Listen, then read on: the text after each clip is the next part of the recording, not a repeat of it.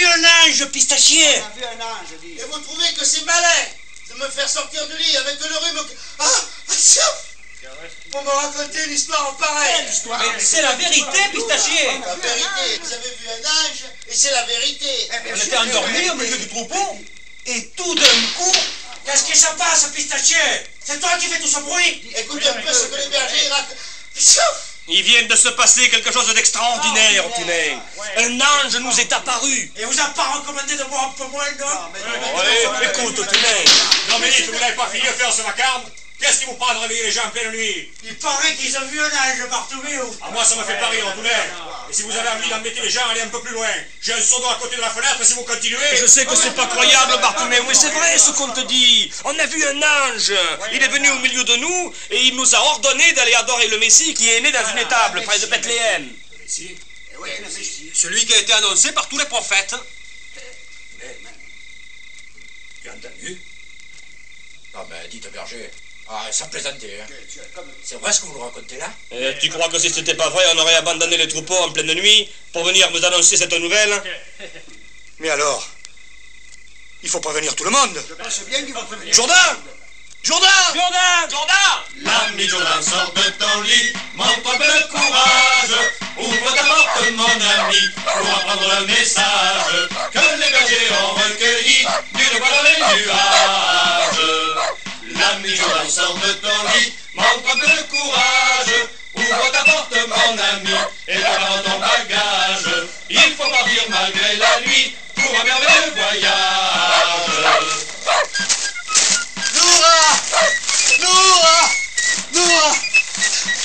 Noura, réveille-toi.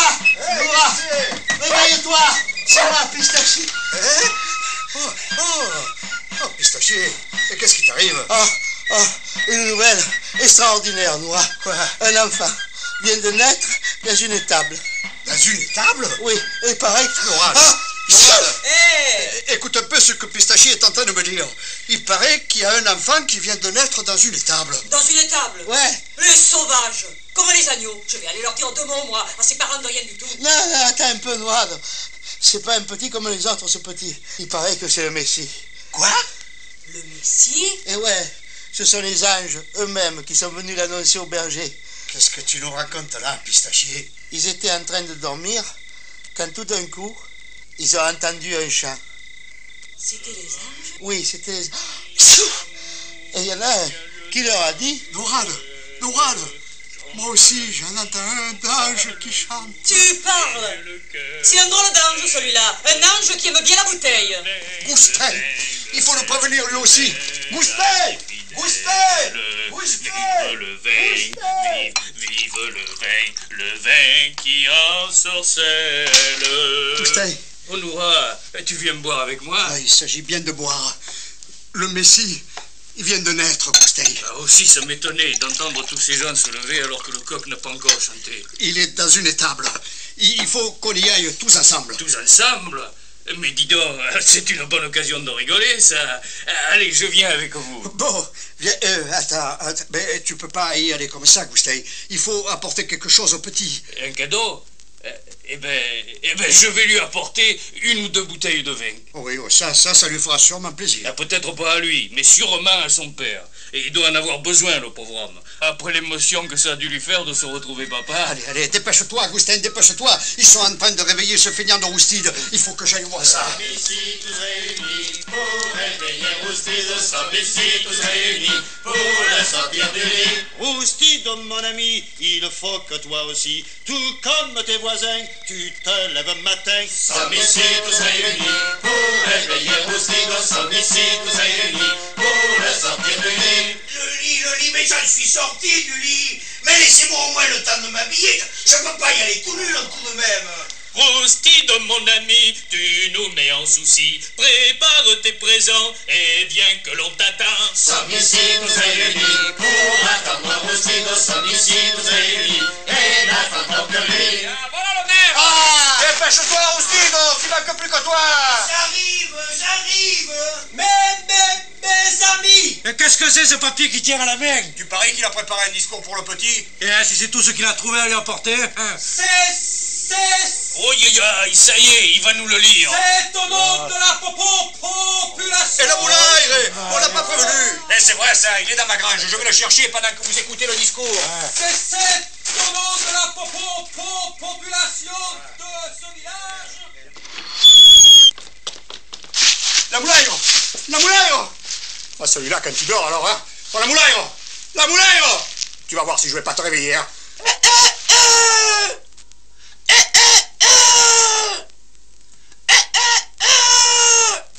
Dis, tu vas me laisser chanter longtemps?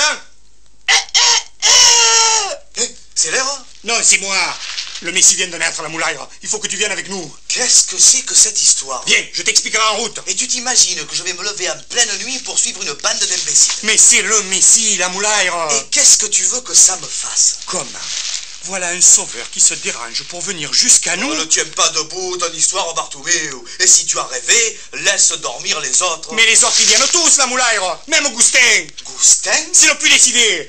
Il faut dire qu'il a emporté les bouteilles pour boire en route. Oh, mais alors, c'est que ça change tout, hein. C'est par là qu'il fallait commencer. Je pense bien que je viens avec vous.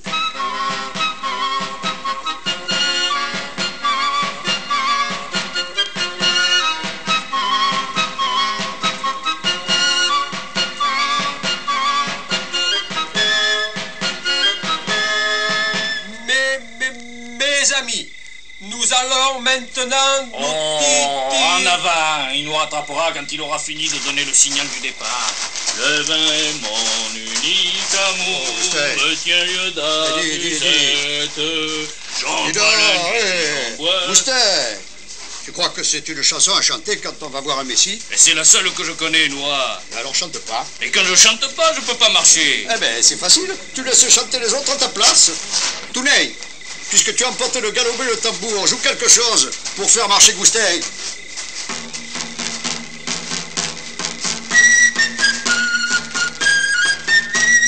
Les pastoureaux ont fait une assemblée. Les pastoureaux ont tenu leur conseil. Chacun d'entre eux a donné sa pensée. Et réunis, ils ont tous décidé d'aller vers le petit qui est né. D'aller vers le petit qui est né. Sont avec eux tous les gens du village, sont avec eux les grands et les petits. Malgré la nuit, ils ont pris la campagne pour s'en aller à travers les montagnes vers le petit qui leur est né. Vers le petit qui leur est né.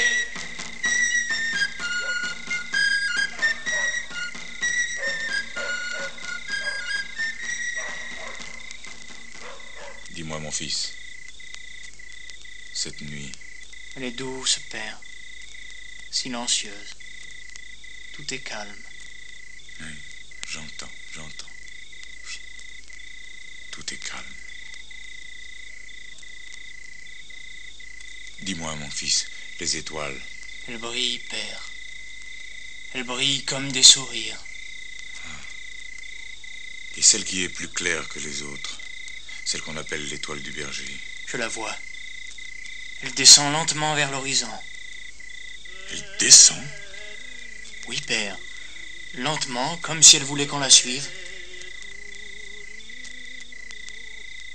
Cette voix... Tu l'entends? C'est un berger, père. Il parle de voix qu'il a entendues sur les collines. De voix venues du ciel qui chantaient pour la naissance d'un enfant. Un enfant, tu es sûr? Oui, père. Les bergers n'ont pas menti, alors. Mais... cet enfant... Qui est-il pour que les forces du ciel annoncent sa naissance? Quelque chose me dit, mon fils, que c'est lui qui m'a fait perdre la vue. Père! Oui, mon fils. Quelque chose me le dit. Dis-moi. L'étoile du berger, c'est vers où qu'elle descend? Vers Bethléem, père. Viens. Viens, mon fils. Bethléem.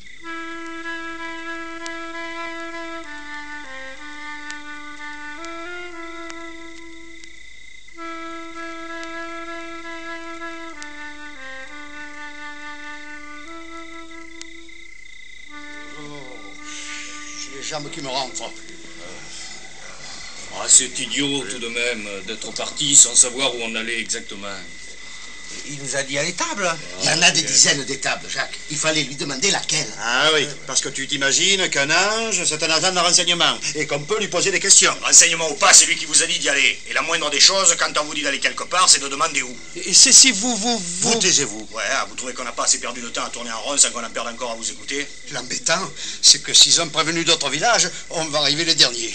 On aura l'air d'une bande de rien du tout. Oh, Simone. Oui. Comment tu crois qu'on peut faire pour leur demander de revenir aux anges? Je sais pas, moi. On pourrait peut-être essayer de siffler. Comme pour appeler les chiens. Vous êtes pas fous, non? Les anges, ce sont les anges. Et quand ils verront que nous sommes en difficulté... Vous entendez? Vous entendez? Vous. Écoutez.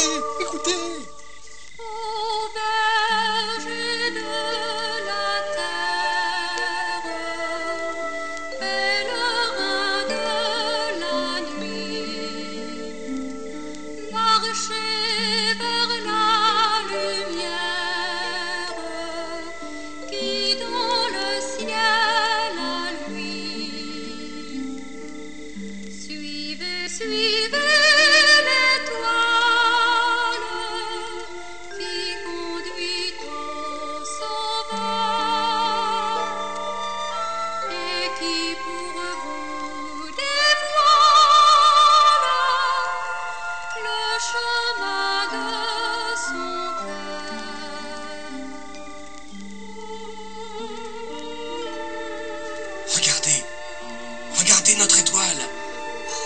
L'étoile du berger. Elle descend vers le toit, là-bas. Il y a une drôle de clarté qui sort par la fenêtre. En route, berger. En route pour l'étable.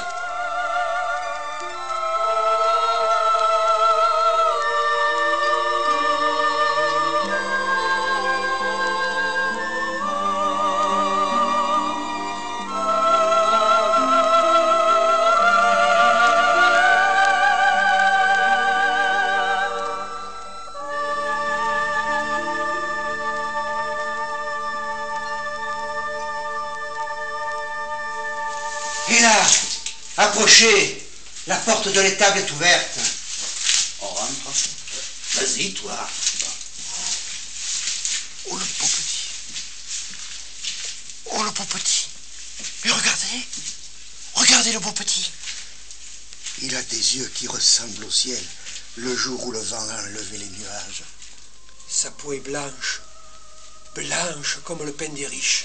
Regardez. Il ouvre ses petits bras comme s'il voulait tous nous serrer sur son cœur. Jésus. Le pauvre petit doit avoir froid couché dans cette crèche avec seulement un âne et un bœuf pour le réchauffer. J'ai apporté une chaufferette. Je vais l'allumer. Comme ça permettra à ces deux pauvres bêtes de se reposer un peu, au lieu de s'époumoner à lui souffler dessus. Je vous dirais bien de l'enrouler dans la couverture que je lui ai apportée, mais elle sent un peu la lavande. Ça risquerait pas de le faire éternuer? Tenez, il n'y a qu'à lui passer ses vêtements. Ce sont ceux de mon petit, le pauvre. Alors, Nourad, c'est pas le moment de pleurer. Faites pas attention, c'est plus fort qu'elle. Il y a 10 années déjà qui se sont passées, mais chaque fois qu'elle parle de ce petit qu'on nous a volé, elle a le cœur qui se fend. Ça y est, comme si c'était le moment de faire des discours. C'est au nom de la population de ce village que je viens cette nuit qui voit votre naissance. Mais je bégaye plus. Je bégaye plus. Ça alors. Merci, Jésus. Merci d'être venu pour soulager les hommes. Nous sommes tous ici pour vous en rendre grâce. Et les présents que nous vous apportons en sont le témoignage. Tenez, je lui ai apporté un agneau. Il pourra s'amuser à le garder quand il sera grand. Moi, un fromage, mais mettez-le dehors parce que il est un peu fait, hein. Tiens, moi je vous ai apporté une morue. C'est tout ce que j'ai trouvé. Vous la ferez bien tremper, hein, avant de la manger, que ça vous donne pas soif. Moi, un bidon de lait. Comme ça, vous n'aurez pas besoin de l'acheter. Moi, j'avais une fougasse. On l'avait préparée pour mon anniversaire. Moi, un sac de farine blanche, celle que je garde pour les jours de fête. Et moi, j'ai rien apporté. Mais je vous donne mon couteau. C'est le couteau qui coupe le mieux de toute la région. Tous les matins, je l'affûte. Mais ne laissez pas le petit jouer avec, hein, parce qu'il pourrait se blesser. Augustin, c'est ton tour. Qu'est-ce que tu as apporté? Moi, j'avais apporté des bouteilles, mais je les ai vidées en route. D'ailleurs, vous savez, je suis bien puni parce que ça me remonte là. Il me semble que maintenant... Tu boiras plus. Il me semble que non. Augustin, c'est pas vrai. Qu'est-ce qui t'arrive? Je sais pas, Noah. Ça me dit plus rien. Mais ça aussi, c'est un miracle. Alors, Jésus, si vous faites vraiment des miracles, alors écoutez-moi. Je vous demande une seule chose. Faites que l'Amolaïre devienne travailleur pour qu'on n'ait plus besoin de lui payer à boire. Oh, tout de même, tu as pas honte de dire des choses pareilles? Qu'est-ce qu'il va penser, ce petit, maintenant? Que c'est la vérité. Ah oui. Eh bien, vous allez voir si je suis un feignant. À partir de demain, qu'est-ce que je dis demain? À partir de tout de suite, je... Regardez. Où sommes-nous, mon fils? J'entends des gens autour de nous. Nous sommes dans une étable, père. Et dans la crèche, il y a un enfant qui te sourit. À moi? Oui, père. Conduis-moi jusqu'à lui, mon fils. Conduis-moi jusqu'à lui.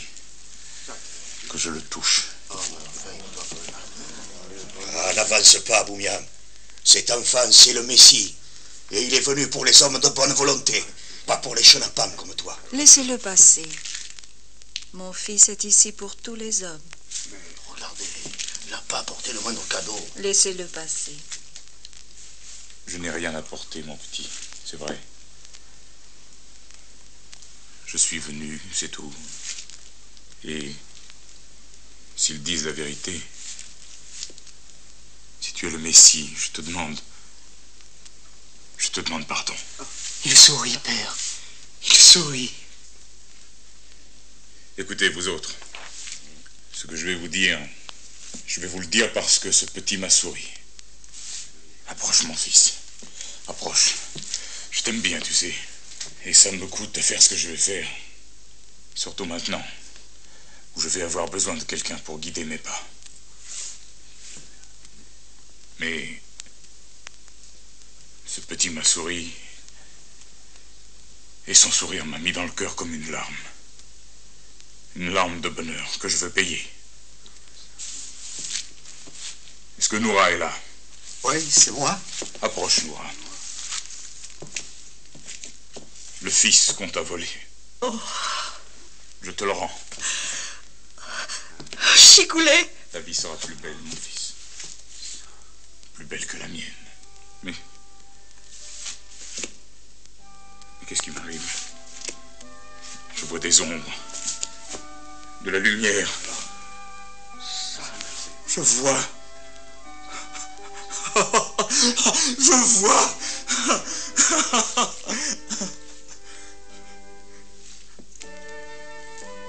Merci, petit.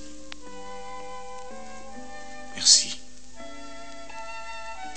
Le Boumian ne chantera plus jamais son chant de défi maintenant. Il répétera ton nom à travers les collines. Et les oiseaux qui sont ses amis le répéteront avec lui pour le porter à l'infini.